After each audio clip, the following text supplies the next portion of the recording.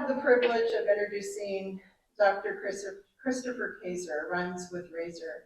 So he is the chair of the philosophy department here at Loyola Marymount University.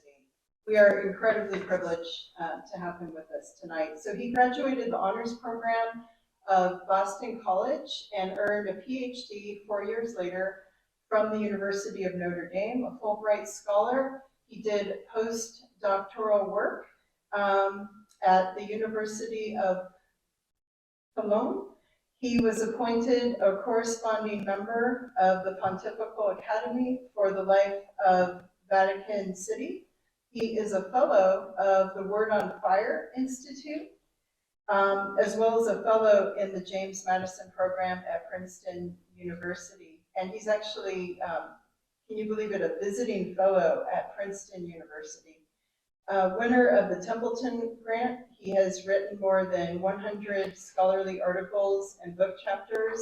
His resume alone is 30 pages long, and you know when you have a publication, it takes up this, this much of a page.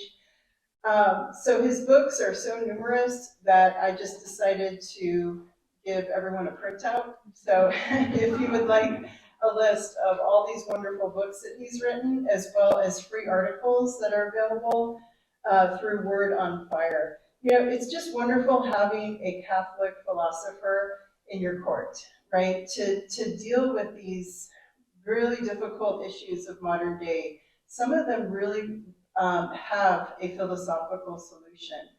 Pope Benedict talked about the via pulchridentis, and the way of philosophy and beauty is really so important for evangelization. And there are some problems that really can only be solved through philosophy. And so if you're looking to really build a good philosophical foundation for yourself that is totally in line with the magisterium, then I highly recommend reading his books as well as his articles on Word on Fire. You'll find his work very practical, and Thomism, which is difficult to understand for many, he really makes Thomism understandable. He's written books on the cardinal virtues as well as the theological virtues. Thomas Aquinas on faith, hope, and love. Thomas Aquinas on the cardinal virtues.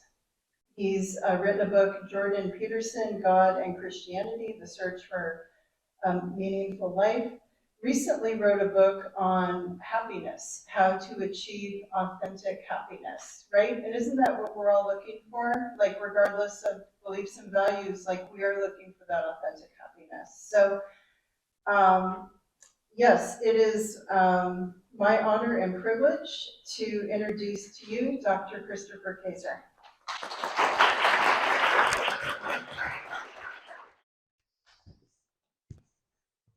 Well, thank you so much for that kind introduction, those kind words. It's in my family, no one ever talks so nice about me, so it's a refreshing change. A few years back, I was on this exercise kick, and I had been running a lot, 5-6 days a week, and I had lost weight, and I got down to a good weight, I thought, and I came to my kids, and I said, kids, I only weigh 3 pounds more now than I did when I was a senior in high school. And my daughter, Catherine, looks at me and she says, "Oh my gosh, Dad, you were that fat in high school?" So it's nice to have some kind words that I didn't have to solicit from people today. So I want to talk to you about love. And love is a great example of a term that is used in various ways, in various senses. So just to focus our attention, I wanted to talk about, you might say, a paradigmatic pledge of love. So I'm thinking here about marriage. And I'm thinking about marriage, you might say, in the classical sense. So the classic marriage vow is what? I, Christopher, take you, Jennifer, to be my wife. I'll love you in good times and in bad, in sickness and in health, until death do us part. And I'm sure you've all heard those words before, and you may have never really reflected, well, what exactly are you promising there if you take that vow? And so I want to focus in particular on this sense of, well, what are you promising in terms of love? And one option would be you're promising the kind of feeling of infatuation that almost all couples that get married have. You're promising to have butterflies in your stomach when they walk in the room and to get excited every time you have a date. But I don't think that actually is what you're promising. I'm not denying that that is a real sense of love. Sometimes love really is just a feeling. But I don't think that's what you can be promising. And the reason is this. It only makes sense to make promises about things that are under your control. It would make no sense at all if I promised you February 1st in Los Angeles, there'll be a foot of snow on the ground, right? Why does that not make sense? Well, because I don't have control over the weather. I can't make it to be the case that there's snow on the ground on February 1st in Los Angeles. So it makes no sense to promise that. I can only promise things that are actually under my control. But my feelings and your feelings also are not under our direct control, right? Well, let me just ask you, how about you? Can you just be incredibly angry with the person sitting next to you right now? Just be furious. Okay, doesn't look like people are doing that very well. Okay, I want you to be incredibly sad, like everyone you love just died. Go ahead. Okay, doesn't look like that's going very well either. Now, if you were a great actor, I suppose you could just burst into tears on command. But even then, I really wonder whether you'd really be feeling true sorrow or whether you would be just maybe acting. So it seems to be the case that our feelings aren't under our direct control. Now, it is true we can cultivate feelings. So if you want to cultivate anger, rather than thinking in gratitude about the good things in your life, think about all the things that are not good and meditate on those. So if the love that is promised in marriage is not a matter of our emotions, it's not a promise, I always promise to have butterflies in my stomach when you show up. Well, could it be that the love that you promise is friendship? Maybe when I got married 32 years ago, I promised my wife, I'll be friends with you in good times and in bad, in sickness and in health, until death do us part. Well, here we might have to think about, well, what exactly is friendship? And friendship can be defined in different ways. But Aristotle, at least, thought that part of friendship was mutual goodwill. The idea would be real friends have goodwill for each other. I have goodwill for her, and she has goodwill back for me. But here we run into a problem. I can't make a vow that somebody else will do something. I can try to influence other people. I can try to persuade other people. But at the end of the day, I can't really make my spouse or anybody else do what I want them to do. I mean, if they have free will, even God can't force them to do something freely. So if friendship really is, if Aristotle's right, that friendship really is this mutual goodwill, then I think in marriage you can't really make the marriage promise about friendship. So what is it that you're promising then? Well, I think when you get married, what you're promising is a love that has three different characteristics. And I want to talk about all three of those. The first of the three characteristics is goodwill for the other's sake. Secondly, you're promising unity with the other person. And third, you would be promising to appreciate the other person. And if you want to go in great depth into these three characteristics of all kinds of love, I'd suggest that you look at a fantastic book by a philosopher named Alexander Pruss. It's really, I think, the best book ever written on this topic, and it's called One Body, an essay in Christian ethics. And he draws on the thought of John Paul II and Thomas Aquinas and many others to explore the nature of love. So first, goodwill. Real love, I think, is goodwill for the other person's sake. So what does that mean? Well, goodwill means, as the term suggests, willing what's actually good for the other person. And here we are speaking about what's actually good for the other person. And that's different sometimes from what someone desires. So oftentimes people desire things that are really not good for them, especially, say, children and people that are out of their minds and such. So true love for someone is not just giving them whatever they happen to want at the moment, especially if they're not in their sound mind, but it's giving them what's actually and truly good for them. And then you might say, well, what is actually and truly good for human beings? Well, I would argue that what's actually good for human beings is multifold. So one thing that's good for human beings is to be alive. Another thing good for human beings is to have friends. Another thing that's good for human beings is to know the truth, especially to know the truth about the highest realities. So if you love someone, you will what's good for them for their sake. You're not like a farmer who loves the pig and protects the pig from wolves, and if the pig gets sick, cures the pig of the disease. But all this for the farmer is for the sake of selling a pig later, so the farmer makes a profit. Right? It's not for the pig's own sake.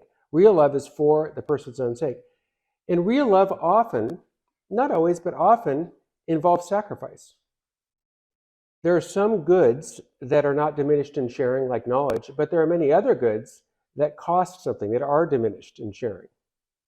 And so sometimes if you love someone, it will, if you're going to carry out this act of goodwill for them, for their sake, it will cost you something. There'll be a cost associated with this, a sacrifice. So when I got married, I promised to love my wife in the sense of, first of all, to have goodwill for her own sake.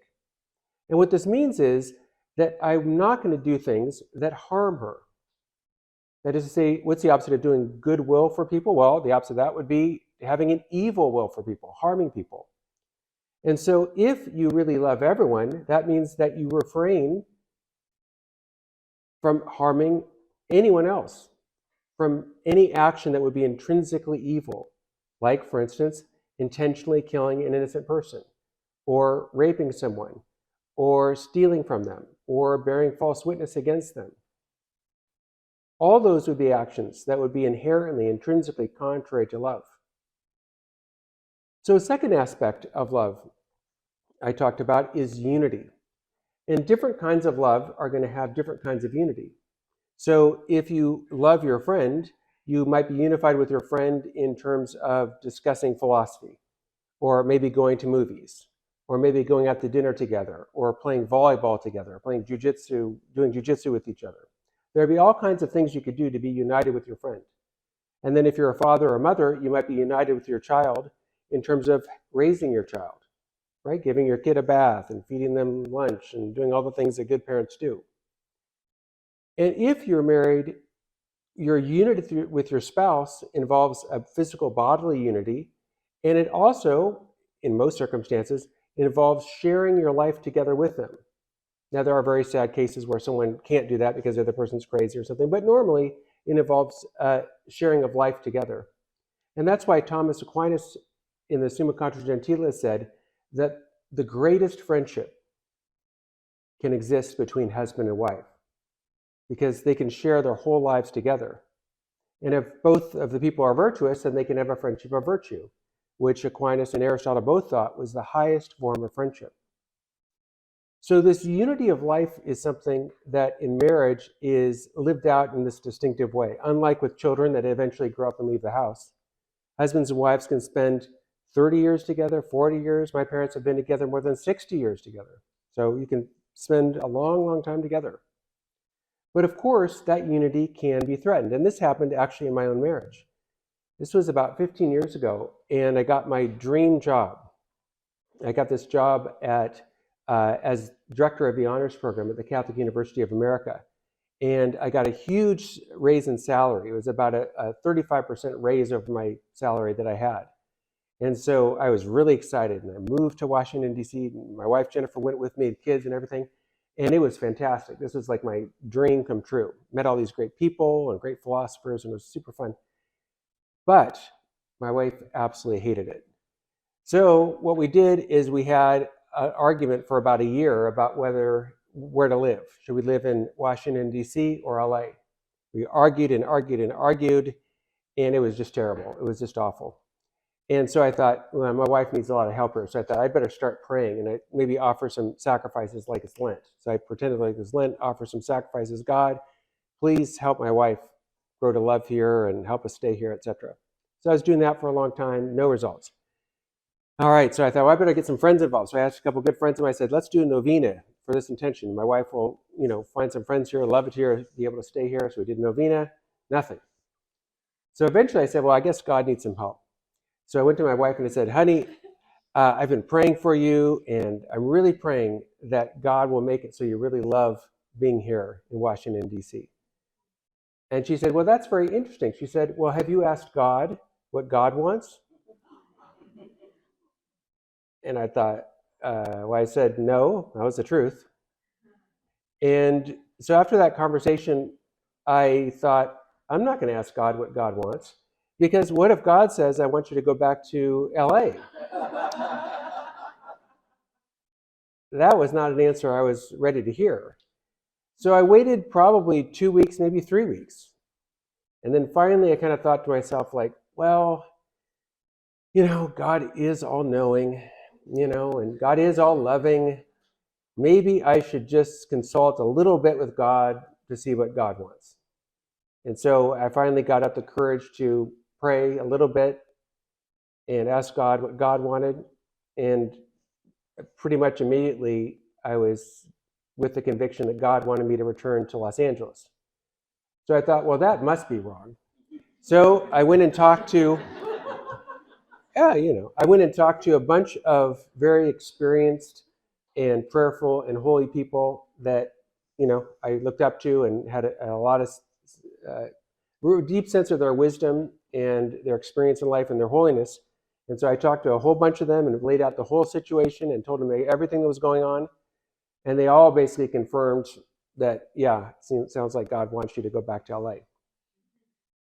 So I went back to LA. Here I am. And I'd like to tell you that I was very happy and I was very delighted to be back in LA, but that would be a lie. I was not very happy at all. I was miserable.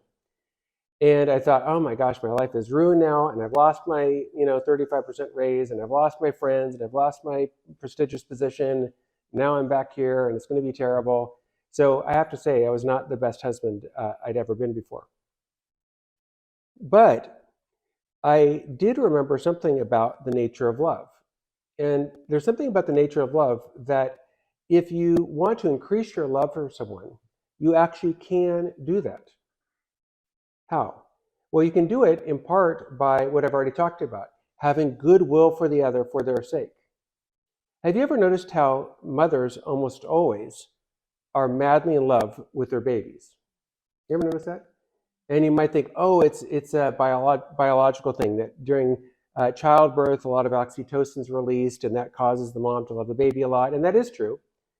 But it also is true that women who adopt babies love those babies like crazy too. So they didn't give birth and they didn't have this release of oxytocin when they gave birth. So why is that? Well, I think part of it is that when you have a child, if you're a mother or a father, and you have a baby, you are constantly, I mean, day in and day out, doing good things for that baby, right? Changing the baby's diaper, feeding the baby, bathing the child, playing with the baby. You're just constantly doing work. And ask any mother or father with a little kid. I mean, it is a lot of work. You're constantly doing good for them.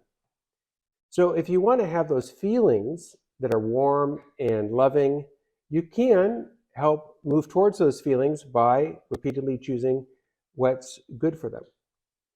But you can also, in part, change the way you feel about things by the third part of love, which I haven't yet talked about, and that's appreciation.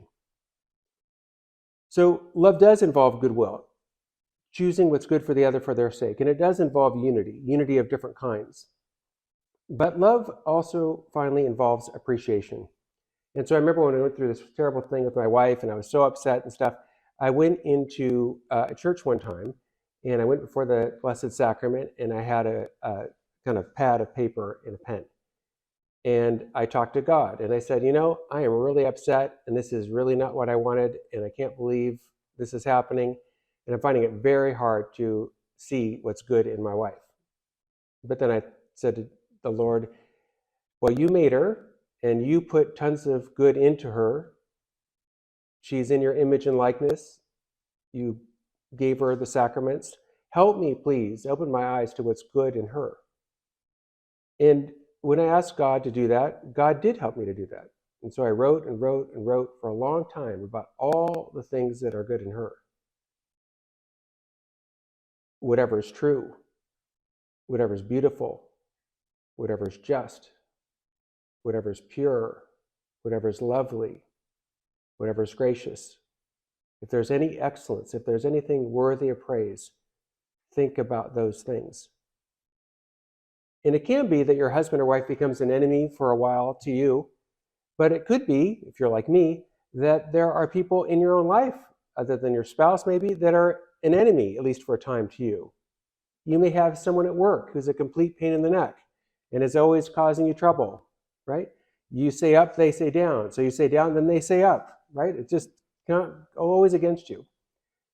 And I know what that feels like. So there was someone that I had ongoing difficulties with, and so I made a resolution to pray for this person every single day. And so I said some Hail Marys for this person every single day. And guess what happened? The person moved. It was great.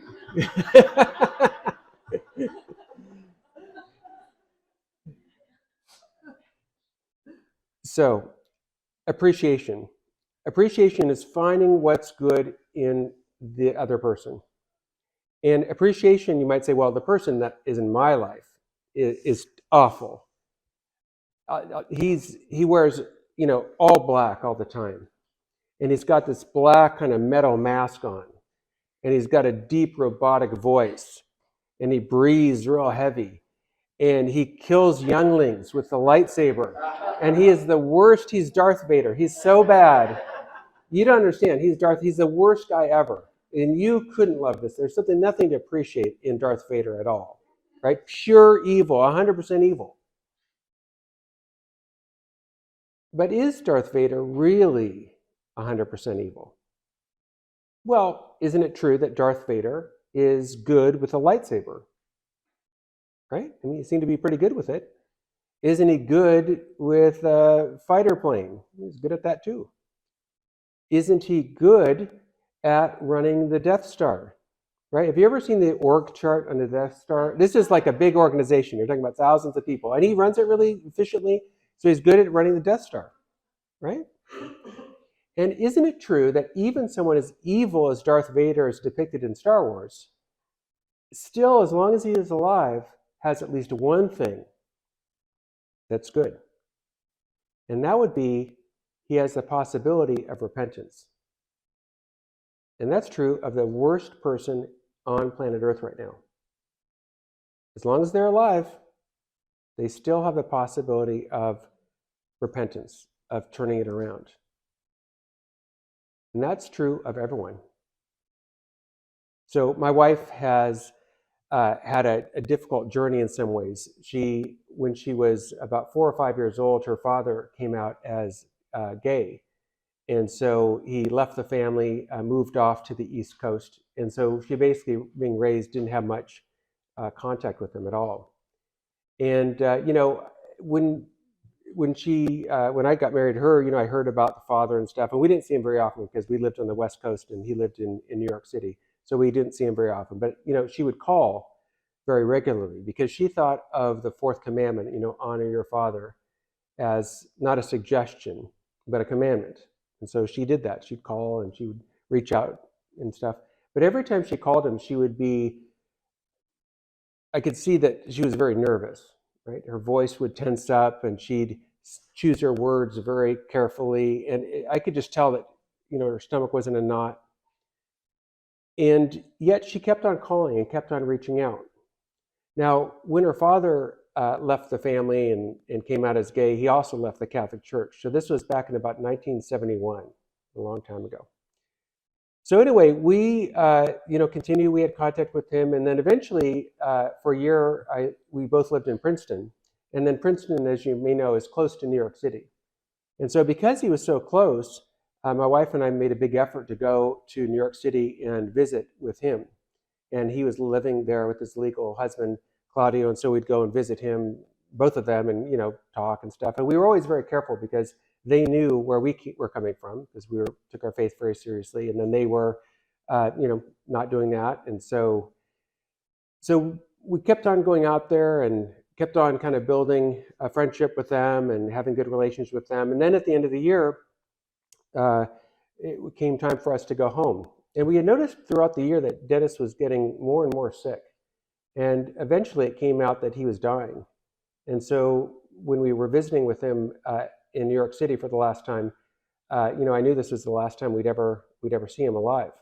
He was planning to move to Uruguay with Claudio, and so he'd be gone. Then we were moving back to Los Angeles, so we would be gone. And so Claudio, said to me, he said, "Chris, I was terrified to meet you. I'm gay, I'm Jewish, and I'm an atheist. And so I thought that you would hate me, but you've never been anything but kind and loving to me." And I saw Jennifer give her father, his goodbye, and it was really difficult to see in a way, just knowing that this is the last time they'll ever see each other.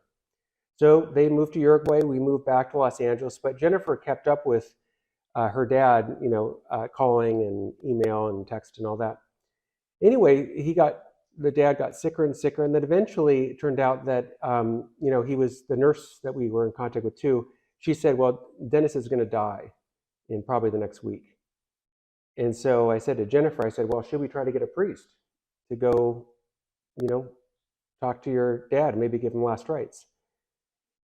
She goes, "Well, he's been gone away from the church for 50 years. I don't know whether he'll go for that or not, but I'll talk to him." So she talked to him on the phone and said, "Dad, do you want me to have a priest come and give you last rites?" And he said to her, "Well, there's no need for that. I'm not dying. I'm fine." And he said, "Well, would you want a priest maybe to come in just to give you an anointing of the sick? They can pray with you." And he goes, "Okay, I'll go for that." So a priest, I called a friend in Los Angeles who knew a priest in Uruguay. The priest rushed over there and heard his confession, first in 50 years or so, anointed him with the anointing of the sick, gave him his last Holy Communion, and also gave him a crucifix. And the last picture we have of Dennis is holding his crucifix. He's emaciated. He looks almost like a concentration camp survivor, and he's holding on to this crucifix. And the nurse said he wouldn't let go of that crucifix. He had to have his hands washed, around it. He just wouldn't let go of that.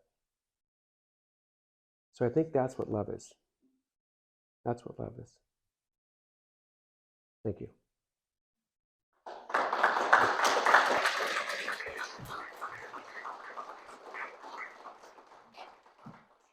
I left plenty of time for questions, so I hope you have some. That's the best part.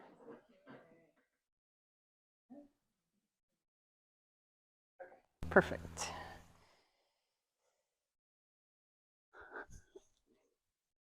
Okay, make sure this works.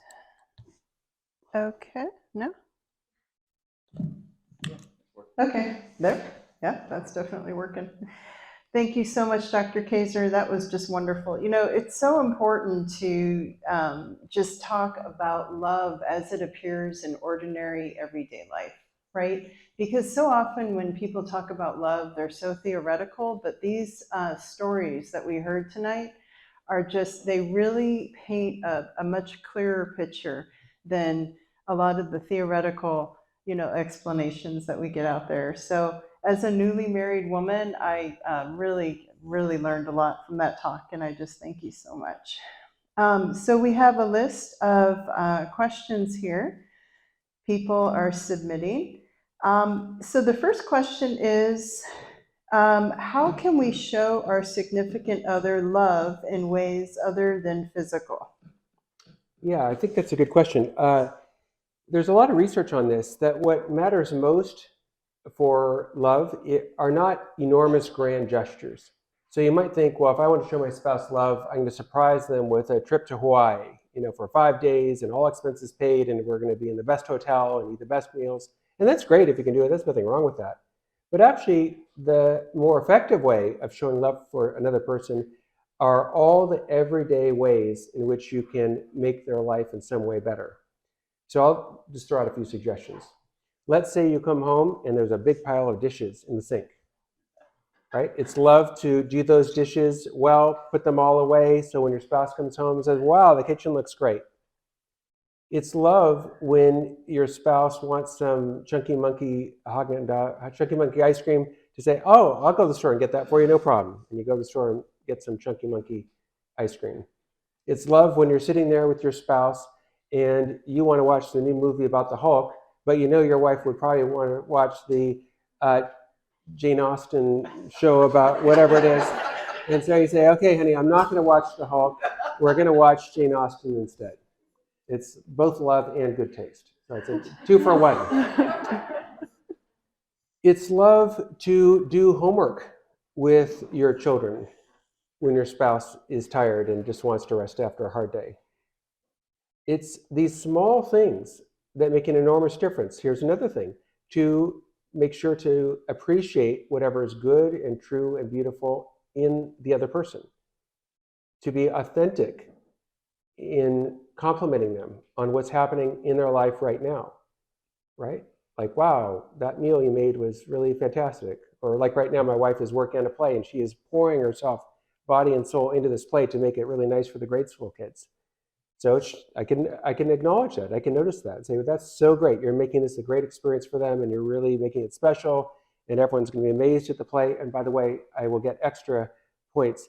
The play is this Friday at El Segundo Theater and Saturday. So it's called The Addams Family. You can look it up and go to the play and I'll get a lot of, this is a way to, I'm showing love for my wife. I told everyone there about the play and that's a way to show love for her because she wants the crowd to be there. So my point is just this, though. Love doesn't have to be something that is attention grabbing for newspapers or something, right? Like a brand new car.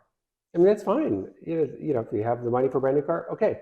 But again, much more important than a brand new car would be, you know, say it's your job to keep the car filled with gas. You always do that, right? You always get the oil changed. If there's trash in the car, you take it out, right? And here's another way to show love: not complaining, right? There are things the other person, for sure, if you are married, there will be things the other person does that are not your favorite, right? Not because that you chose a bad person. It's just we're all imperfect and everyone's going to have their human weaknesses and whatever that is, right? One person's a morning person, the other person's a night person, just whatever. There's all kinds of things like that. You're going to have, in other words, irreconcilable differences with your spouse. You are, for sure. And you can say, well, I have irreconcilable differences, so I'm going to divorce Jennifer and go marry Michelle. Okay, I could do that, but then Michelle and I would have different irreconcilable differences. And if I divorce Michelle and go marry Stacy, Stacy and I will have irreconcilable differences. So you can go through 10 spouses, you'll still have irreconcilable differences because you are two different people. Unless you marry the person in the mirror, you're always going to have irreconcilable differences. And frankly, some people are at odds with themselves sometimes. So I'm not sure even that would work. So when you have these irreconcilable differences, you can handle these in a way that shows love.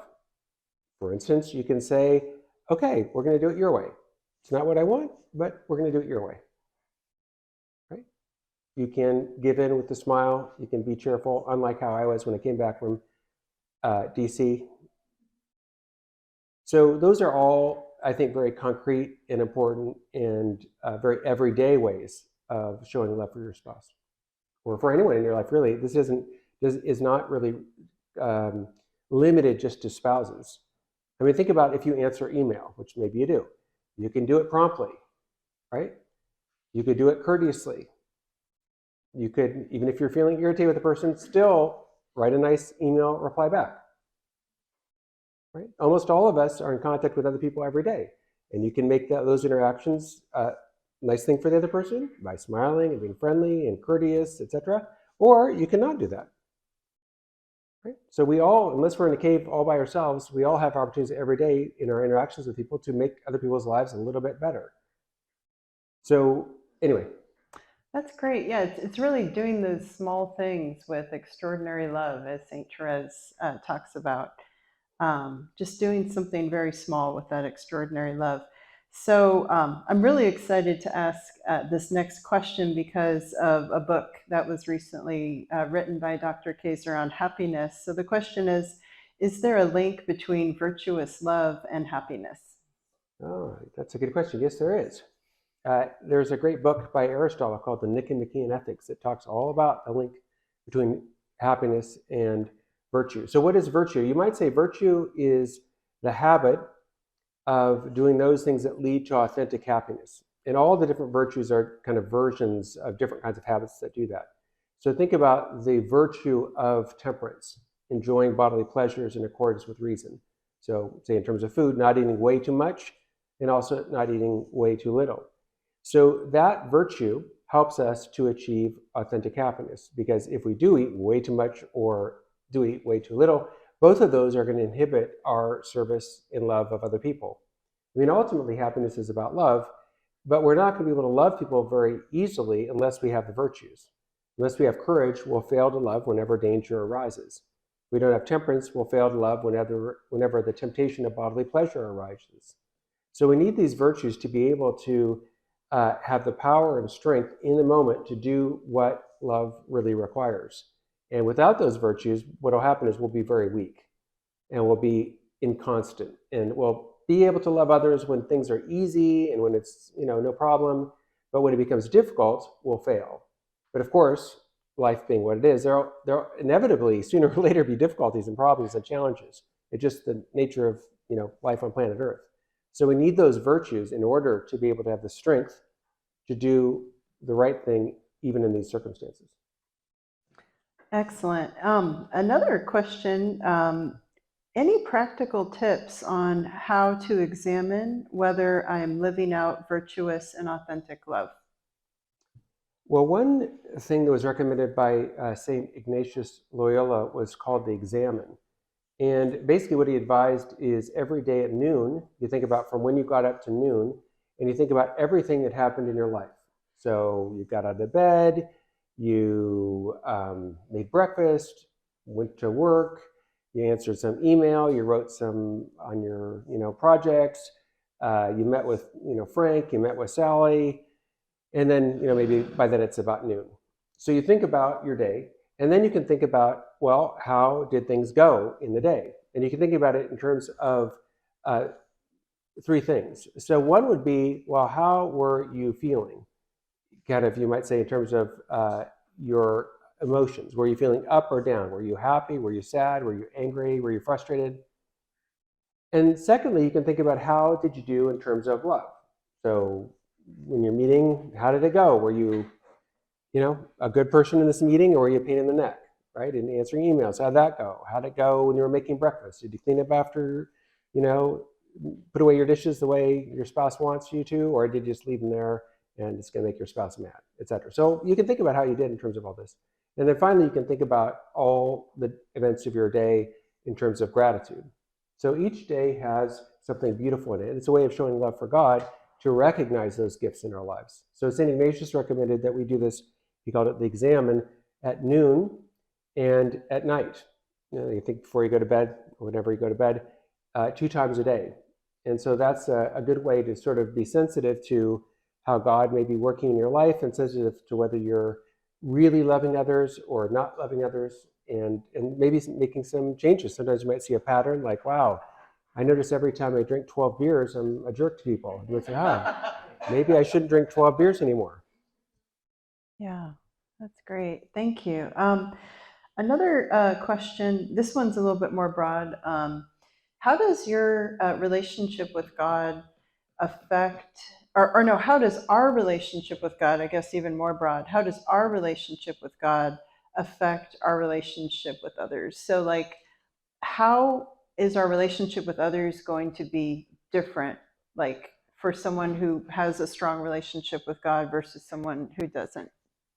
It's a good question. I would say there'd be a number of ways in which belief in God could make a difference for human relationships. So one of them would be the idea that every single human being has value because they're made in God's image and likeness. So if you think that, especially if you're a Christian, if you think that Jesus died in order for salvation to be possible for every single human being, well, every single human being has a tremendous value. And if you really believe that, then presumably you're going to treat other people as if they have tremendous value. So St. John talked about this when he said that if someone says they love God, but they hate other people, they're a liar, right? The idea would be, look, if you say you love God and you don't love the image of God you find in others, well, there's a fundamental inconsistency there. So I think that's one way in which belief in God makes a difference. Another way in which belief in God makes a difference, at least if you believe in the God of Abraham, Isaac, and Jacob, is God commands us not to do certain things that are unjust and unloving towards others, right? The Ten Commandments are about those kinds of things: murder, theft, adultery, bearing false witness. All these are ways of harming other people. So presumably if you are a strong believer in God, then you think that God wants you not to do those bad things, and that God wants you, on the contrary, to do loving and good things for your neighbor. So the mission and ministry of Jesus makes this, I think, abundantly clear, right? Where you think about the parable of the Good Samaritan, right? We're supposed to be like the Good Samaritan, who does what? Who cares for those that are vulnerable, those that are dependent, those that are in need. And so that's, if you're a Christian person, at least that's the call of everyone, to do that in our own lives.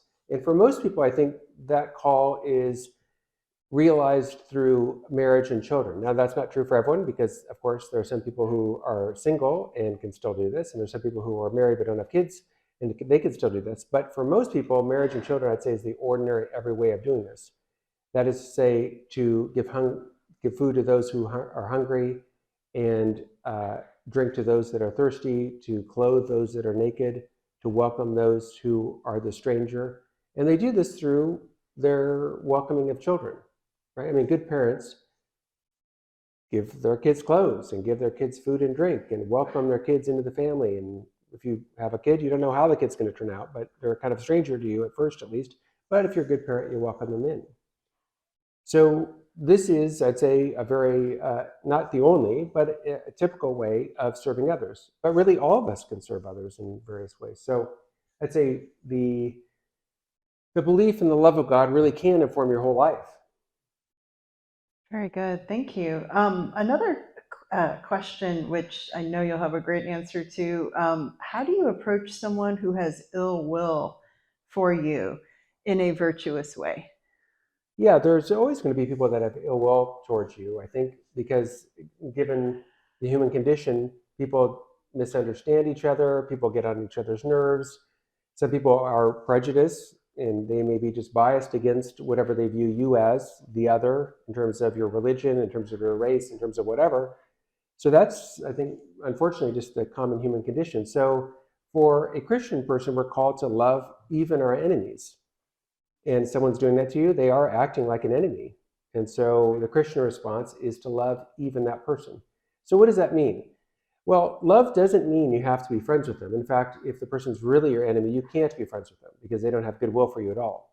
But you can still treat them with fundamental respect. And you can still, if it's a suitable occasion, treat them even with kindness.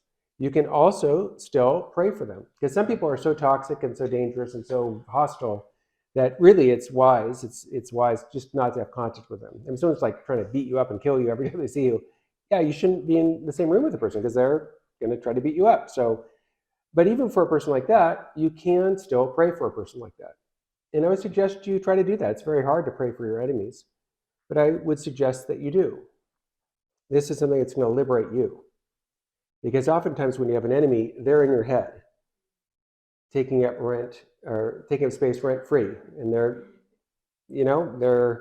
it's something you think about, and they can influence you. And I think it's when you pray for someone, you can let go of that unforgiveness. Because when you don't forgive people, it's a little bit like you're carrying around a bunch of burning hot coals and you're thinking, I'm going to throw this in her face and get back at her.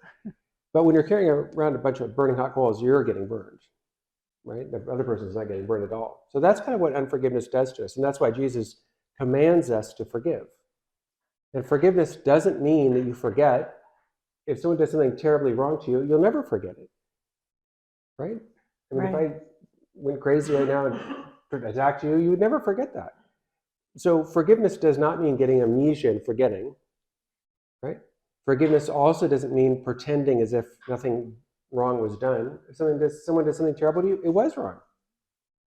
Well, what is forgiveness? Well, forgiveness is foregoing vengeance against the person. You're saying, I'm not going to take vengeance on them, right? I'm not going to take the law into my own hands and be a vigilante and go, whatever, attack them, or let it go. Right? I'm going to let it go. And I'm going to treat them with fundamental respect. Now, again, that does not mean you have to go take them to lunch and no, maybe you can't because they're a crazy person. Okay. But you treat them, when you run across them, with fundamental respect. So that forgiveness is, I think, important with hostile, aggressive people that are your enemies. Yeah, I always tell my students you have green light people, yellow light people, and red light people, right? And the biggest mistake we make is mistaking a yellow light person for a green light person, right? And it's unfortunate, but we have to be discerning and prudent. This is an interesting question for those who are single. By the way, there is a Catholic speed dating event coming up. So if anyone wants information on the Catholic speed dating event, see us after and we'll get that for you. But how can one prepare themselves to love a future partner? That's a good question. Well, I'd say one of the most important things you can do is to prepare yourself to be a virtuous husband or wife in marriage. So the more virtuous you are, the better I think your marriage will be, and the better choice you'll make. Because I think if you're really virtuous, you'd have the virtue of practical wisdom. And so that means you'd be able to do a really good job of discerning, okay, this person really would be a great spouse, or no, this person's really a bad spouse. But whoever it is, if you get married, they're going to have their problems and weaknesses, and you still will have your problems and weaknesses. But to become as virtuous as you personally can is going to be an enormous advantage, both in terms of choosing a spouse and then also in terms of helping the marriage to be a good marriage. Because if you think about it, the virtues are things that are really necessary, at least not being vicious, to have any kind of sustained relationship. So think about the virtue of temperance for a moment. Say you lack temperance in terms of, say, using alcohol. Well, it's going to be very hard to have a lasting marriage if you or your spouse is like, an alcoholic and doing all the crazy things alcoholics do. So to be temperate, in terms of your use of alcohol, uh, having all the virtues really are going to be the best way to prepare yourself for being a friend of virtue in marriage, and that seems to me at least is the best way to have a happy marriage. Yeah, it's so important when we're dating to really look for the virtues, right? That's what you're looking for when you're dating, is what virtues does this person have? Because their character is the most important. So, by the way, the full story of Dr. Kaczor and his father-in-law is available on Word on Fire. A whole article was written about it. I recently read it, brought tears to my eyes, and yeah, it's just, but it kind of leads me to this next question. How can we be loving to others not in the faith or that dislike Catholicism while still being firm or not denying God and his fundamental truths? How can we navigate these conversations, right? So how do we stay true to our beliefs and convictions, but still build bridges, with others who don't share our convictions? Yeah, that's a good question. I would say it requires a lot of practical wisdom to think about who it is that you're having these conversations with, because there's a wide range of kinds of people. So I'll talk about, say, one extreme first. So one extreme would be someone who, whenever you disagree with them, gets incredibly angry, starts insulting, calling names, and just kind of going ballistic. Well, it seems to me if that's really the person's reaction to any sort of disagreement, well, then it seems to me it wouldn't be very fruitful to say, well, I'm going to talk to you about God today and Jesus tomorrow and the church on the next day. That probably just won't allow your relationship to continue at all. So that's one extreme. The other extreme would be someone who's very, very open to that. So I have some friends who are atheists, for example, and we have all kinds of conversations about does God exist and about all kinds of ethical things, and they're very open, and we have debates and discussions. And in fact, my roommate in high school was a guy like this. So he was pro-choice, I was pro-life. He's an atheist, I'm a Catholic. And yeah, he was the best man in my marriage, and I was the best man in his marriage. And part of our friendship was based on discussing and debating and going back and forth. So those are kind of the two extremes. And then you'll get a lot of people, obviously, that are not on the extreme ends, but kind of in the middle. So I don't think there's a single answer like always talk about it, never talk about it. Well, with some friends, maybe you should never talk about it. It should be all a constant preaching simply by your actions. not necessarily saying anything explicit about God or faith or anything. And then with other people, you can be very explicit and say, hey, here's why I think that God exists, right? Maybe they're a materialist, right? They say, well, look, I think all there is just matter. That's it. There's no non-material thing. And then you might say to that person, okay, well, since we like to discuss and debate these things, do you think it's a reality that 2 + 2 is 4? Well, yeah, it's a reality. Sure, sure. Okay, do you think it's a reality that 7 + 5 is 12? Oh, yeah, that's a reality too. So these realities, do they have a length? Do they have a height? Do they have a breadth? How much do they weigh? They don't have any of those things. So isn't it true that material objects are the kinds of things that have breadth and length and height and weight and have a certain color? But these things you just told me are realities, right?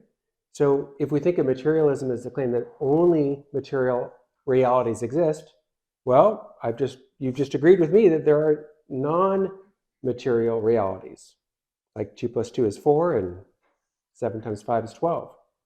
So your materialism must be mistaken, right? So you can talk to them and hopefully make some headway. Yeah, there's a kind of a question that I'm seeing here, and it relates to a question that I have myself. Like when I was reading, I finally got through the whole book, Love and Responsibility, and there was part of the book that really stuck out to me, like this idea that you can affirm someone as really good for you.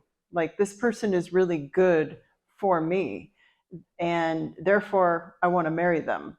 How can like that change from this person is really good for me to I want to sacrifice myself for the good of that other person? What are some practical things that can be done in dating to help that grow? Because it typically starts off like that, like this person is really good for me, but we want it to grow to that agape love where I'm marrying this person not for what I can get, but for what I can give.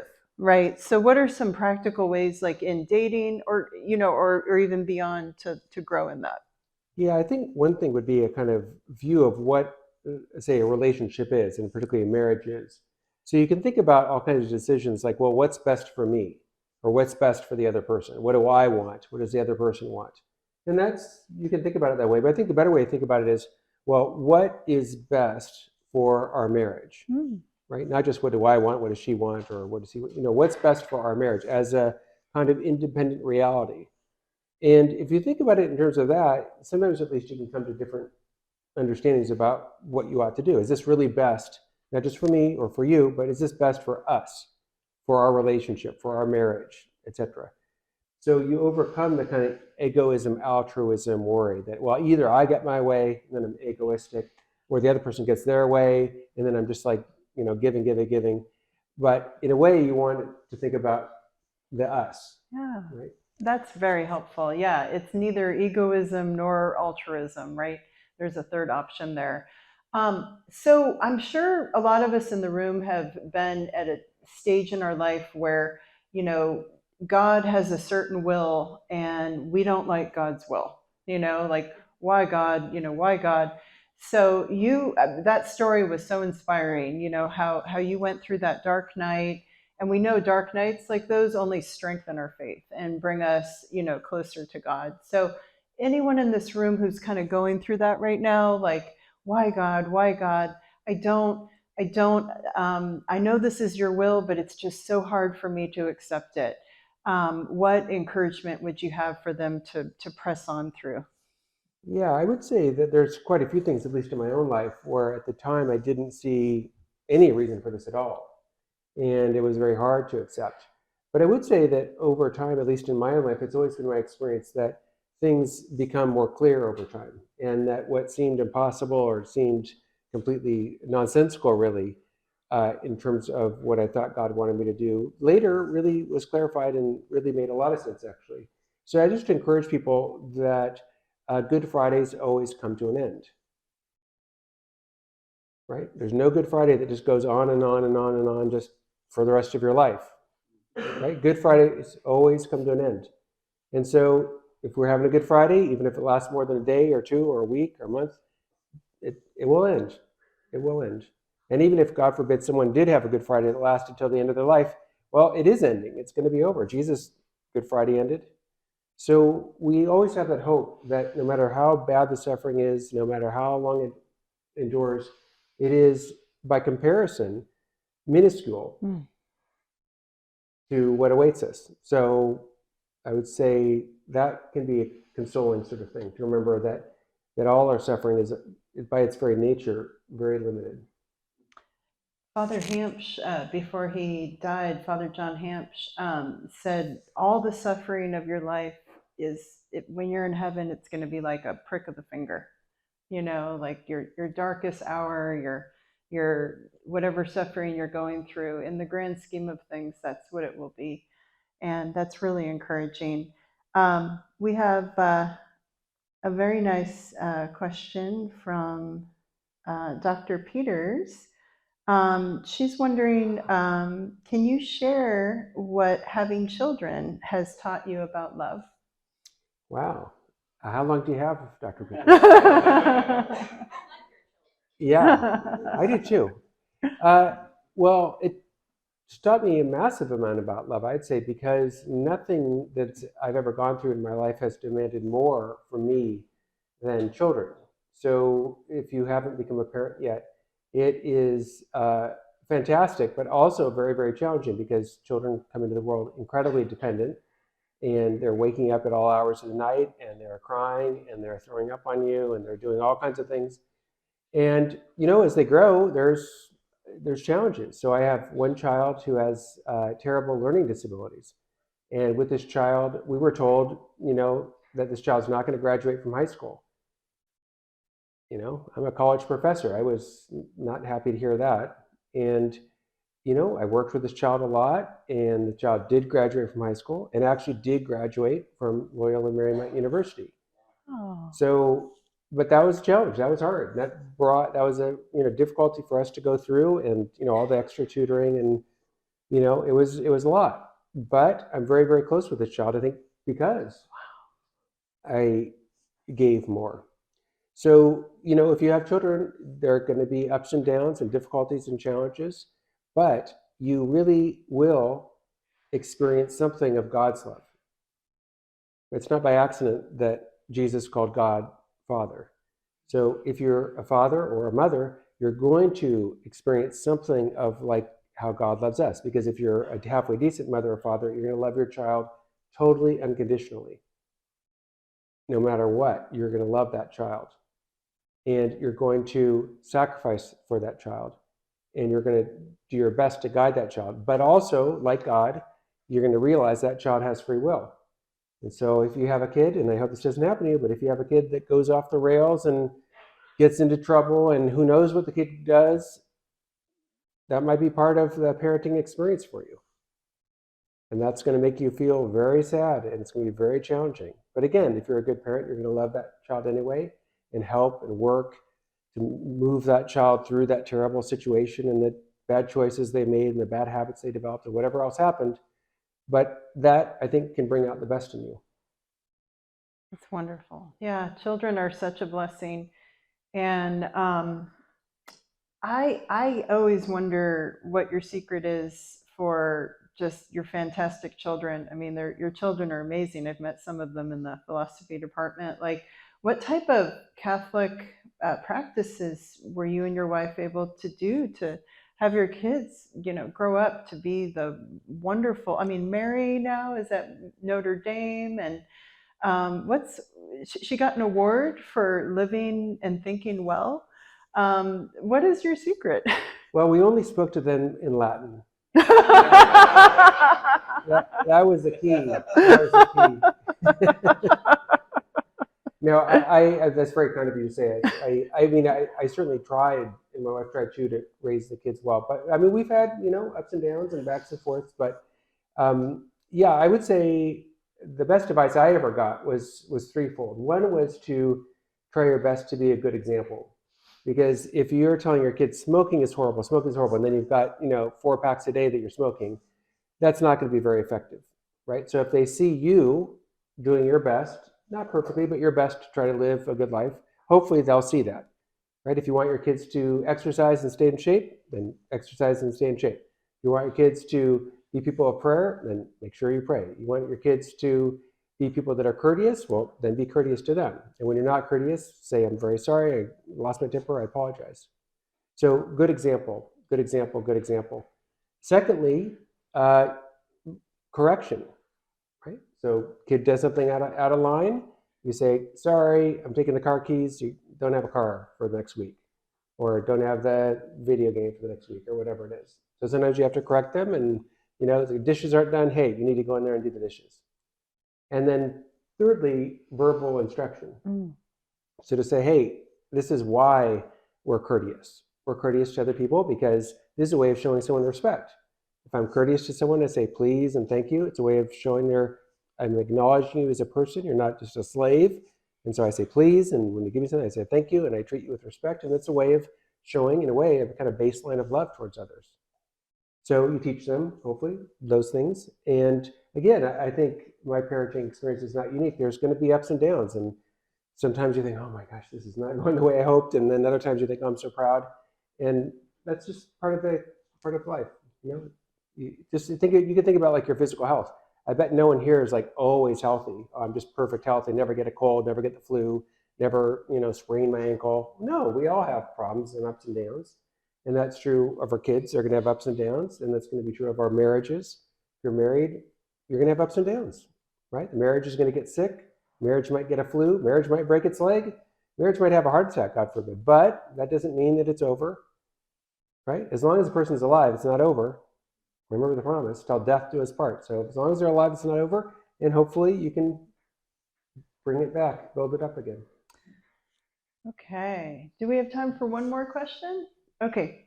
So this is interesting. This was, I was doing my husband and I do mental prayer sometimes. We sit in silence for 30 minutes, have a candle lit, beautiful icon of Christ the King, and we just sit in silence.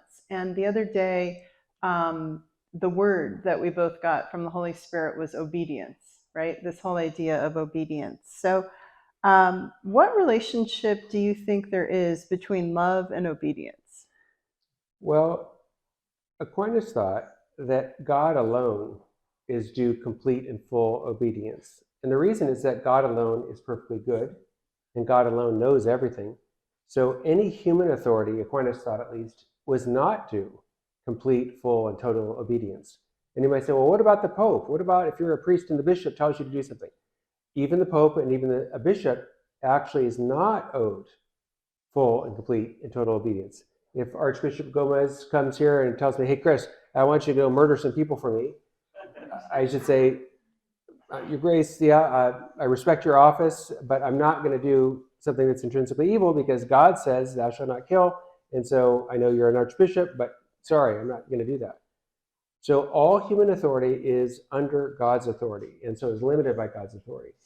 And so obedience is, though, due to God. Why? Well, first of all, God is the one who made us, and so we owe all the goods that we have in our life ultimately to God. And so because God is all-knowing and all-good, anything that God asks us to do is going to be good. Now, it is possible for human beings to mistake what they think God is asking them to do, and they're mistaken about that. So that's why we as Catholics have a fantastic advantage, you might say, in that we recognize the fullness of divine revelation in Jesus. And so anything that allegedly God tells me to do that goes against what Jesus explicitly told us all to do, like love other people, I can know right away, well, that's not actually from God. That's not really from God. And Jesus has helped us, moreover, by giving us the church so that the church can teach us how to understand the revelation of Jesus.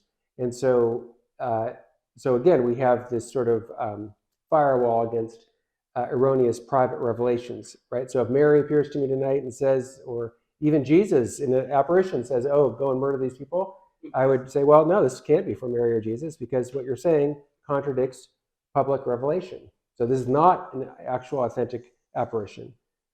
And so obedience is perfect obedience, full obedience is due to God alone. Now, for certain other people, they also have to have obedience. For instance, if you've joined the military, you've promised your commanding officers to, do what the commanding officer says, but that's a limited obedience.